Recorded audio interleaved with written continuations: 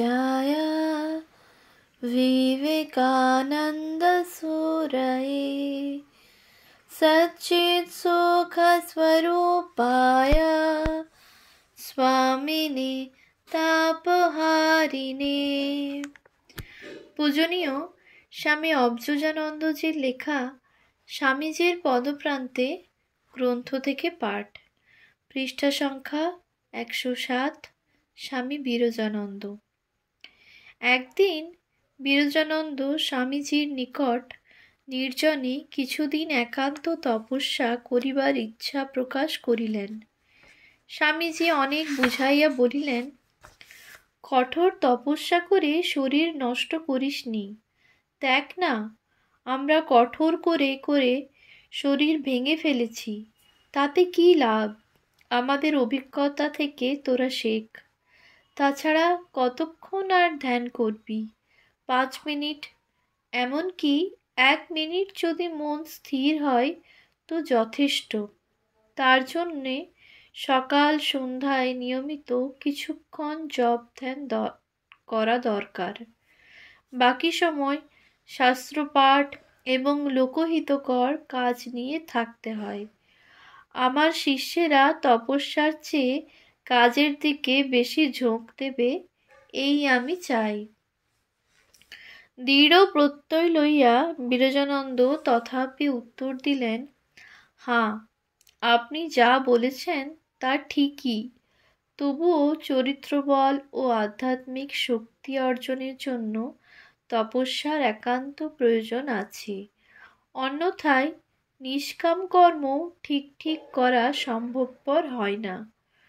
বিরজানন্দ এই কথা বলিয়া স্থানান্তরে গেলে স্বামীজি উপস্থিত অন্য সকলকে বলিলেন, কালীকৃষ্ণ যা বলেছে তাই ঠিক।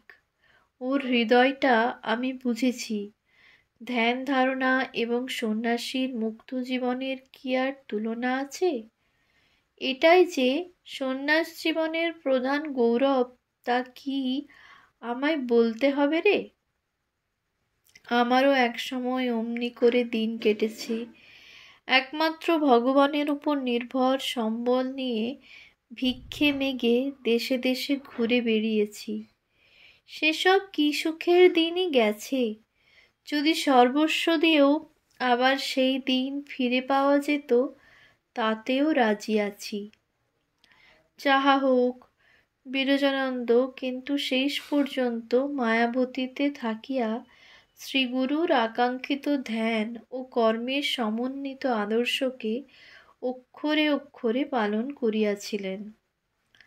মায়াবতীতে অদ্বৈত আশ্রমের একটি ঘরে বেদিতে ঠাকুরের ছবি বসাইয়া নিয়মিত পূজা করিবার ব্যবস্থা হইয়াছে দেখিয়া স্বামীজি খুব প্রসন্ন হইতে পারেন নাই। তাহার নির্দেশ ছিল এই আশ্রমে শুধু অদ্বৈত ভাবেরই চর্চা হইবে। ধূপ, ফুল, দীপ প্রভৃতি উপচারে দ্বৈত ভাবের উপাসনা স্বামীজির তাই ভালো লাগে নাই।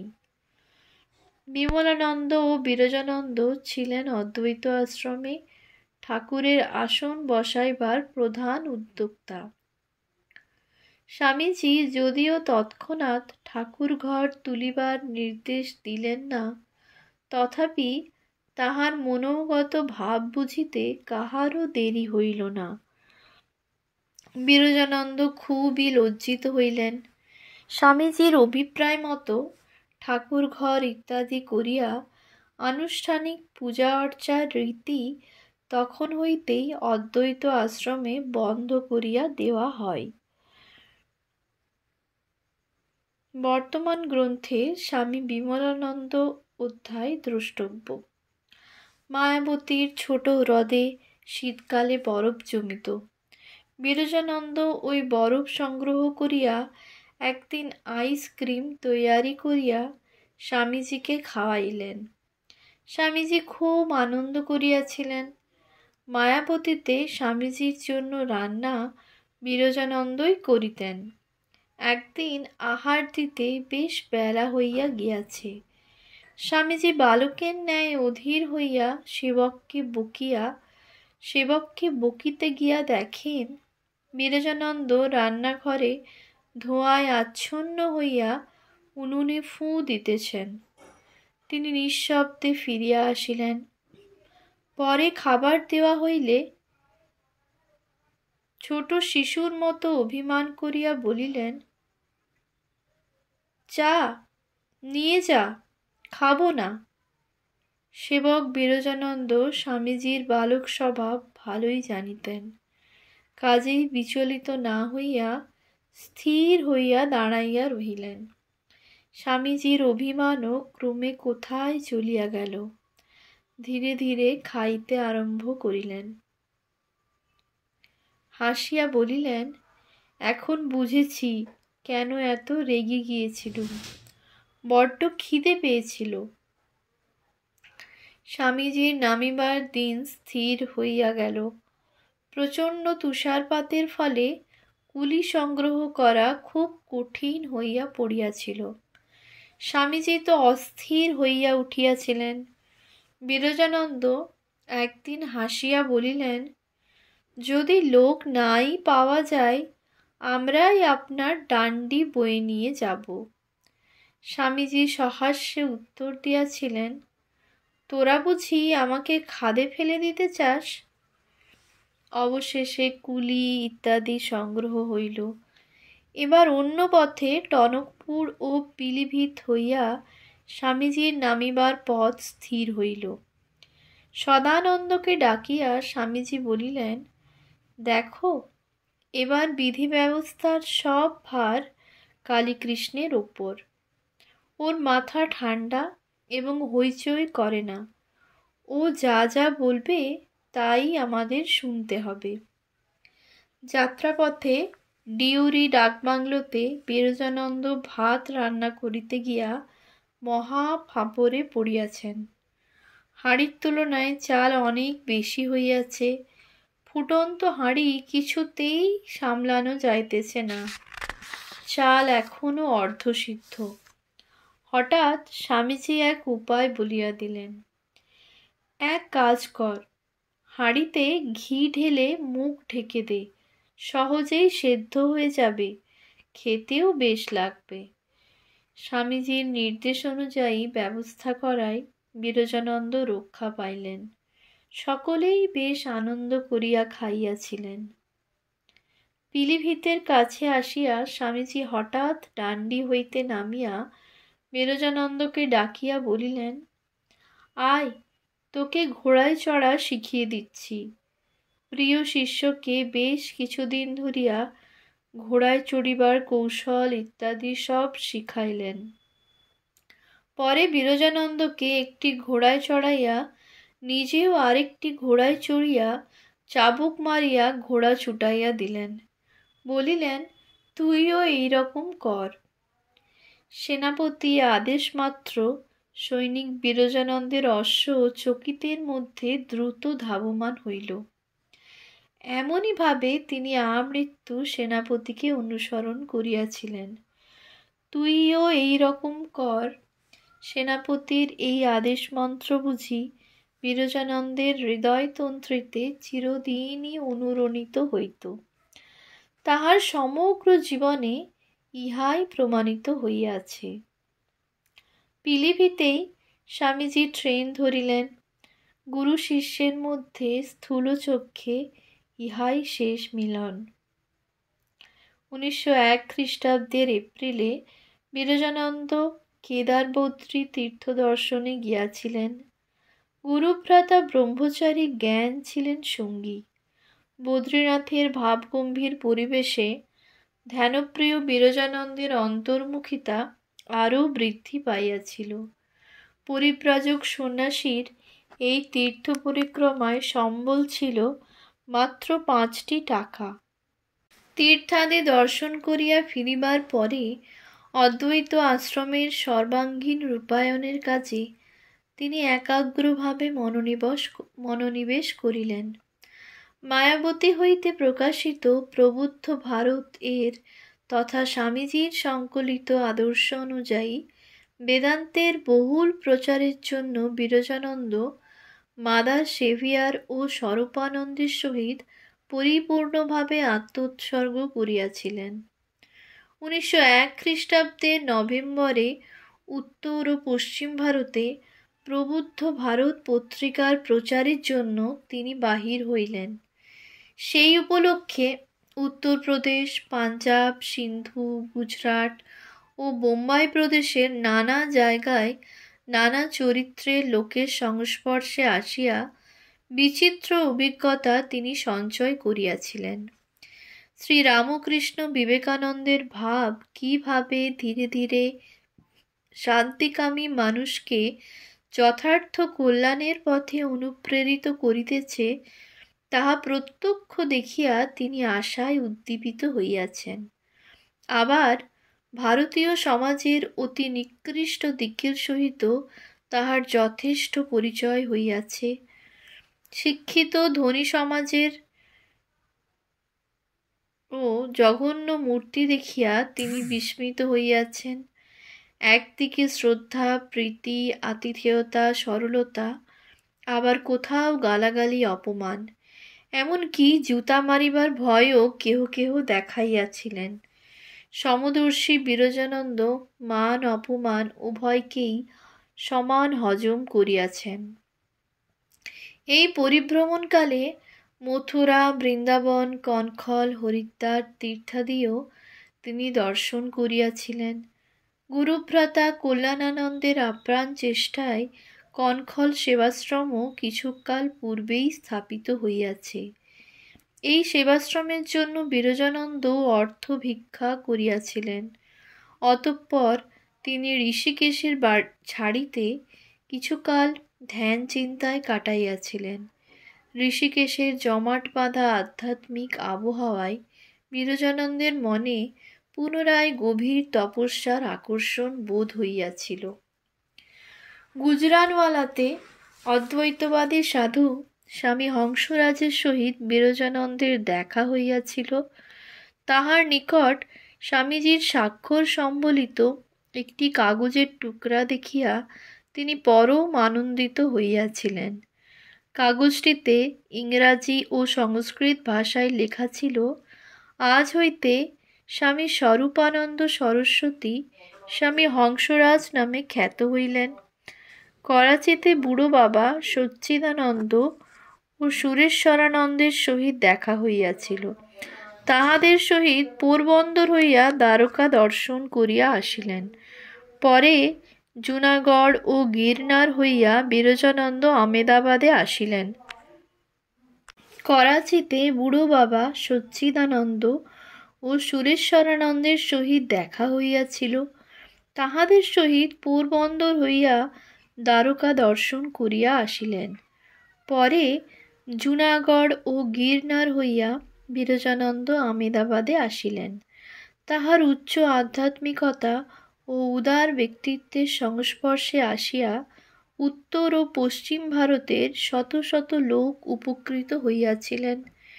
এই প্রচার সফরের ফলে প্রবুদ্ধ ভারত পত্রের গ্রাহক সংখ্যাও আশাতীত বৃদ্ধি পাইয়াছিল। এমনকি অনেক মুসলমানও গ্রাহক তালিকাভুক্ত হইয়াছিলেন। তিনি এই কার্যোপদেশে যখন আমেদাবাদে, তখন আকস্মিক বজ্রপাতের ন্যায় তারে স্বামীজির দেহত্যাগের সংবাদ পাইলেন। ক্ষতবিক্ষত বক্ষ লইয়া তিনি মায়াবতীতে ফিরিয়া গেলেন। প্রায় 10 মাস পরে আবার হিমালয়ে, কিন্তু এবার চতুর্দিকই অন্ধকার ঠেকিতেছিল। স্বামীজির শরীর কিছুকাল ধরিয়াই খারাপ চলিতেছিল। 4-5 জন সেবক অহর্নিশ সেবায় নিযুক্ত ছিলেন। স্বামীজির কিন্তু বিরজানন্দের সেবায় অধিক মনোমত ছিল। একদিন সেবকগণকে বলিয়াছিলেন, তোরা এতজন মিলে ঠিকমতো সব করতে পারছিস নি, কালীকৃষ্ণ একা সব কাজ করে ফেলত। মাদার সেভিয়ার ও স্বরূপানন্দের নিকট স্বামীজি পত্রও লিখিয়াছিলেন। মায়াবতীর কাজের বিশেষ ক্ষতি না করিয়া বিরজানন্দকে যদি তাহার ব্যক্তিগত সেবার জন্য সম্ভব হয় তো তো তাহাকে যেন অবিলম্বে মঠে পাঠাইয়া দেওয়া হয়। কিন্তু হায়, স্বামীজির শরীর যে এত শীঘ্র চলিয়া যাইবে ইহা তখন কেই বা জানত। বিরজানন্দ তখন প্রবুদ্ধ ভারতের কাজে পরিভ্রমণ করিতেছেন এবং তার ফলও খুব সম্ভাবনাময় ছিল। সুতরাং মাদার ও স্বরূপানন্দ সানুনয়ে স্বামীজিকে জানাইয়াছিলেন, বিরজানন্দ মায়াবতীর কাজ ত্যাগ করিলে প্রবুদ্ধ ভারত এর খুবই ক্ষতি হইবে। বিরজানন্দকে স্বামীজির উক্ত পত্রের বিষয় খুনাক্ষরেও জানানো হয় নাই। কিন্তু মায়াবতীতে ফিরিয়া স্বামীজির এই ইচ্ছার কথা বিরজানন্দের আর অগোচর থাকিল না। ক্ষোভে বেদনায় বিরজানন্দ ভাঙিয়া পড়িলেন। মর্মান্তিক এই সংবাদ তাহার হৃদয় মনকে এককালে নিষ্পেষিত করিয়া দিল। কর্মের সকল উৎসাহ কোথায় বিলীন হইল, জগৎ শূন্য মনে হইতে লাগিল। কর্ম হইতে বিরতি লইয়া কিছুকাল তিনি ধ্যান ভজনে কাটাইবার সংকল্প করিলেন।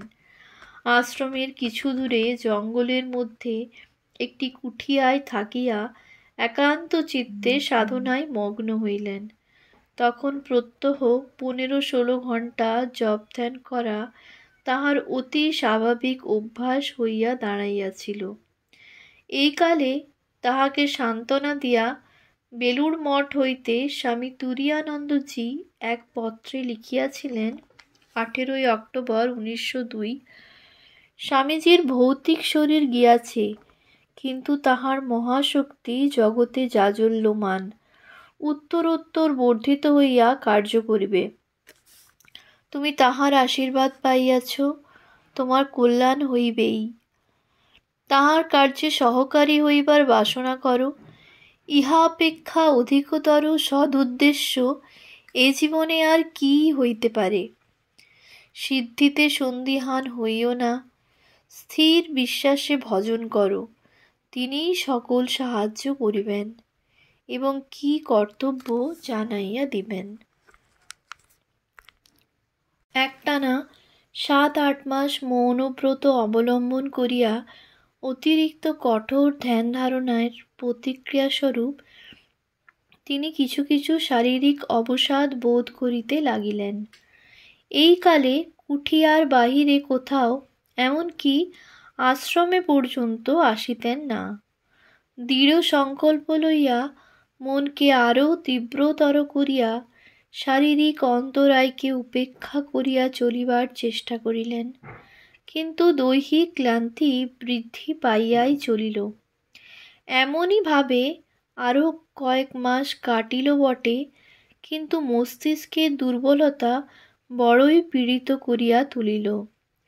জপ ধ্যানের মাত্রা অস্বাভাবিক বৃদ্ধি করিয়া দিবার ফলেই এই প্রতিক্রিয়া ভোগ, ইহা বুঝিতে আর বাকি রহিল না। অবশেষে সকলের পরামর্শে মায়াবতী হইতে নামিয়া মঠে চলিয়া আসাই স্থির করিলেন। মঠে আসিবার পথে বৃন্দাবনে হরি মহারাজের পবিত্র সঙ্গে কয়েকদিন কাটাইয়া আসিলেন। বেলুড় মঠে রাজা মহারাজ ব্রহ্মানন্দজি তাহার জন্য বড়ই ভাবিত হইয়া উঠিয়াছিলেন। কলিকাতার তদানীন্তন বিখ্যাত কবিরাজ শ্যামাদাস বাচস্পতির দ্বারা তাহার চিকিৎসা ও সকল প্রকার পথ্যাদির ব্যবস্থা হইল, কিন্তু কিছুতেই কিছু উপকার দেখা গেল না। 3-4 মাসেও কোনো ফল পাওয়া গেল না। শরীরের অবসাদ ও মস্তিষ্কের দৌর্বল্য বাড়িয়াই চলিল। মঠের সন্ন্যাসীগণ চিন্তাকুল হইয়া উঠিলেন। রাজা মহারাজের অনুমতি লইয়া বিরজানন্দজি জয়রামবাটিতে এই সময় শ্রী শ্রী মাকে দর্শন করিতে গিয়াছিলেন। 1904 খ্রিস্টাব্দের মার্চ মাস তখন।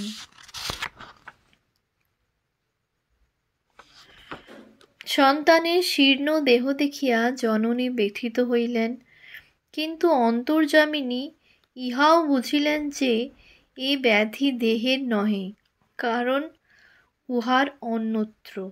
মা জিজ্ঞাসা করিলেন, ধ্যান কোথায় করো, হৃদয়ে না সহস্রারে? বিরজানন্দ উত্তর দিলেন, সহস্রারে। কেননা ওখানে ধ্যান করিতেই ভালো লাগে, খুব আনন্দ পায়। শ্রী শ্রী মা তৎক্ষণাৎ বলিয়া উঠিলেন, করেছ কি বাবা? ও যে শেষ অবস্থার কথা, পরমহংস অবস্থার কথা।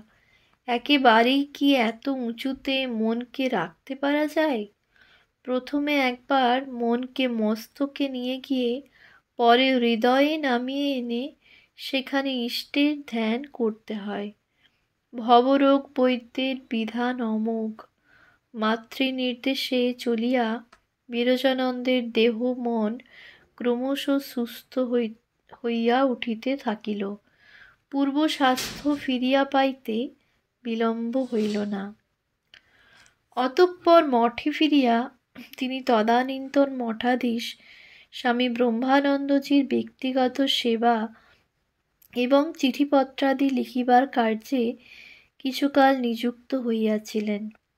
তাহার উপর রাজা মহারাজের আস্থা এতই গভীর ছিল যে চিঠিপত্রাদি সই করাইয়া লইতে গেলে মহারাজজি প্রায়ই বলিতেন, তুমিই সই করে দাও। বিরজানন্দ তদ অনুরূপই করিতেন। এই সময়ে রাজা মহারাজের খুব কঠিন টাইফয়েড হয়। বিরজানন্দ প্রাণপণে তাহার সেবা করিয়াছিলেন। তিনি সুস্থ হইয়া শিমুলতলায় বায়ু পরিবর্তন করিতে গিয়াছিলেন। বিরজানন্দও সঙ্গী হইয়াছিলেন। ওম শান্তি শান্তি শান্তি। হরি ওম তৎসৎ।